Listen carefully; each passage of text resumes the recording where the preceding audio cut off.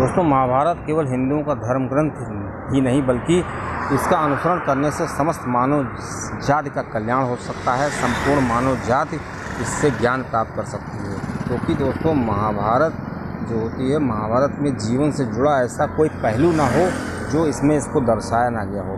दोस्तों उन्हीं से जुड़ा एक प्रसंग का वर्णन मैं आज करूँगा दोस्तों, क्योंकि इसका सारे प्रसंग मनुष्य के जीवन से जुड़े हुए हैं।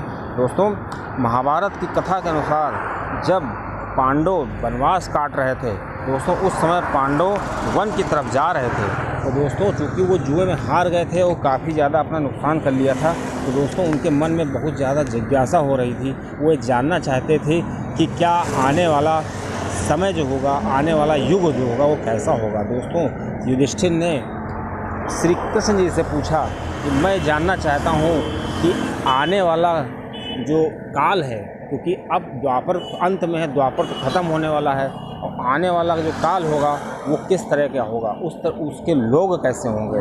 दोस्तों इसी पे आधारित ये वीडियो है। अगर आपको चैनल अच्छा लगे तो सब्सक्राइब करिएगा। दोस्तों ये बात सुन करके श्री कृष्ण जी ने कहा, अगर आप इसका उत्तर जानना चाहते हैं तो आप सभी लोग को वन जाना होगा, और वन में आप पूरा दिन भ्रमण करेंगे, और दोस्तों वहाँ पे जो आप देखेंगे उसे आपको शाम को बताना होगा। उसी के आधार पे मैं सोचूंगा कि आने वाला समय कैसा होगा और वहाँ के लोग कैसे होंगे। दोस्तों सभी लोग वन की तरफ चल दिए, और सभी जो पांचों भाई थे अलग अलग दिशा की तरफ निकल लिए। दोस्तों महाभारत की कथा काफ़ी ज़्यादा व्यापक है। दोस्तों जब लौट करके ये लोग आए तो युधिष्ठिर जी से श्री कृष्ण जी ने पूछा, तुमने क्या देखा। दोस्तों युधिष्ठिर जी ने कहा, मैंने हाथी देखा, और ऐसा हाथी देखा जिसके 2 सूंड हैं। दोस्तों फिर श्री कृष्ण जी ने अर्जुन से पूछा कि आपने क्या देखा। दोस्तों श्री अर्जुन ने कहा, मैंने एक पक्षी देखा है, और उस पक्षी के पंख पे वेद लिखे हुए हैं। और दोस्तों वो वेद तो लिखे हुए हैं, लेकिन वो मरे हुए जानवरों को खा रहा है। दोस्तों बड़ी विचित्र बात है। अर्जुन ने श्री कृष्ण जी से कहा। दोस्तों जब भीम से पूछा गया कि आपने क्या देखा है, तो दोस्तों भीम ने कहा, मैंने बहुत विचित्र बात देखी है कि एक गाय है, वो अपने बछड़े को इतना चाट रही है कि उसका बछड़ा जो है लाल हो गया है, लहूलुहान हो गया है। दोस्तों फिर सहदेव जी से पूछा गया कि आपने क्या देखा, तो सहदेव जी ने कहा, मैंने भी एक बहुत विचित्र बात देखी है। मैंने 6-7 कुएँ देखे हैं, और दोनों सभी कुओं में जो है जल भरा हुआ है, लेकिन उसके मध्य में एक बड़ा कुआं है और उसमें जल सूखा हुआ है। दोस्तों उनकी बात सुनकर श्री कृष्ण जी काफ़ी चिंतित हुए। उन्होंने कहा, मैं इसका उत्तर बताता हूँ। फिर दोस्तों नकुल से पूछा गया, तो नकुल ने कहा, मैंने देखा है कि वन में एक बहुत बड़ी शिला है, और वो पहाड़ों से गिर रही है। दोस्तों उसके गिरने से क्या होता है कि जो पेड़ हैं वो टूट रहे हैं, लेकिन विचित्र बात यह है कि जब शिला इतनी बड़ी है कि पेड़ एकदम चिकनाचूर हो जाता है, लेकिन वही शिला जो है जब एक छोटे से पेड़ से टकराती है तो वो पेड़ उसको रोक लेता है और वो वहीं पर रह जाती है। दोस्तों अब सभी लोगों में जिज्ञासा हुई कि इसका क्या मतलब है, ऐसी विचित्र बातें जो हमने देखी हैं उसका आप मतलब बताइए। श्री कृष्ण जी ने बिना देर किए हुए ही तुरंत कहा, युधिष्ठिर जी आपने क्या देखा था। हाँ, आपने जो है हाथी देखी थी जिसके 2 सूंड थे। दोस्तों श्री कृष्ण जी ने कहा, इसका ये मतलब है कि कलयुग आने वाला है, ऐसा काल आने वाला है जिसमें दो जो है मुंह वाले लोग होंगे, 2 मुँहे लोग होंगे, और जिनके पास कोई राज नहीं होगा, और वो किसी बात को रोक नहीं पाएंगे। और दोस्तों वो बोलेंगे कुछ और करेंगे कुछ और। दोस्तों श्री कृष्ण जी ने ये भी कहा कि युधिष्ठिर आने वाले समय में ऐसे लोगों का ही राज होगा, और ऐसे लोगों का बोलबाला होगा जो दिन में कुछ और कहेंगे और रात में कुछ और कहेंगे, और जो आज उस समय की राजनीति होगी उसी के आसपास गुजरेगी। दोस्तों जब अर्जुन से पूछा गया कि हाँ आपने क्या देखा, अर्जुन ने बताया कि मैंने पक्षी देखा था जिसके परों पे वेद लिखे हुए थे, लेकिन वो वेद लिखे थे खाली, लेकिन वो खा रहा था मांस। दोस्तों श्री कृष्ण ने इसका जवाब में कहा कि ये बहुत ही विचित्र बात देखी है तुमने।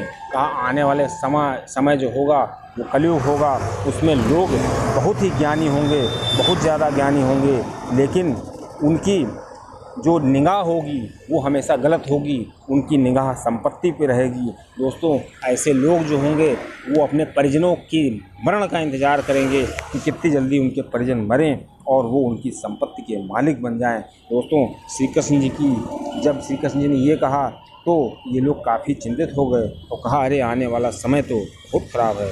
दोस्तों जब श्री भीम जी से उनसे पूछा गया तो श्री भीम जी का जो जवाब था उसने कहा मैंने तो गाय के बछड़े देखे हैं और गाय के बछड़े इतना चाट रहे हैं, गाय के बछड़े को इतना चाटा जा रहा है कि वो लहूलुहान हो गया है। दोस्तों श्री कृष्ण जी ने इसका मतलब बताया कि आने वाले समय कलयुग होगा, इसमें माता जो होगी या जो परिवार वाले होंगे अपने बालक का इतना इतना प्यार करेंगे कि उसका खुद का विकास नहीं हो पाएगा और वो काफ़ी भ्रमित हो जाएगा। इससे क्या होगा कि वो असलियत को नहीं समझ पाएगा और जीवन को भी नहीं समझ पाएगा, जिससे कि वो काफ़ी भ्रमित होगा और दुखों का सामना करना पड़ेगा। और दोस्तों एक श्री कृष्ण जी ने और बात बताई कि इसका मतलब ये भी होगा कि अगर कलयुग में जब कोई देखेगा कि दूसरे का बेटा साधु बन गया है तो लोग उसके मुरीद हो जाएंगे, लोग उसके दर्शन करेंगे, लोग उसके चरण स्पर्श करेंगे, लोग उसका अनुसरण करेंगे। लेकिन जब लोग देखेंगे कि मेरा खुद का बेटा साधु बन गया है तो दोस्तों वो किसी से कोई बात छुपा जाएंगे, उनको शर्म आएगी कि अरे मेरा बेटा तो साधु बन गया है। ऐसा विचित्र समय आने वाला है कि दूसरे का साधु, दूसरे घर का बेटा साधु है तो वो हमारे लिए बहुत अच्छा है, और अगर मेरे घर का बेटा साधु हो जाए तो बहुत चिंता का विषय बन जाएगा और इतनी बड़ी चिंता हो जाएगी कि लोग काफ़ी खाना छोड़ देंगे। दोस्तों अगला जो श्री सहदेव जी से पूछा गया तुमने 7 कुएँ देखे थे और जबकि एक कुआं जो है बीच का बड़ा है लेकिन खाली है। दोस्तों बड़ी विचित्र बात है, 7 भरे कुओं के बीच में एक खाली कुआं कैसे हो सकता है। दोस्तों इसके जवाब में श्री कृष्ण जी ने कहा कि ये भी कलयुग आने वाला है और कलयुग में ऐसा ही होगा। और दोस्तों पुत्री का विवाह होगा और आलीशान विवाह होगा। जब लोग अपने पुत्र का विवाह करेंगे तो ये भूल जाएंगे कि हमको भविष्य के लिए कुछ बचा के भी रखना है। दोस्तों इतना आलीशान विवाह करेंगे लेकिन उन्हीं के विवाह के मंडप के आसपास कुछ लोग भूखे मर रहे होंगे।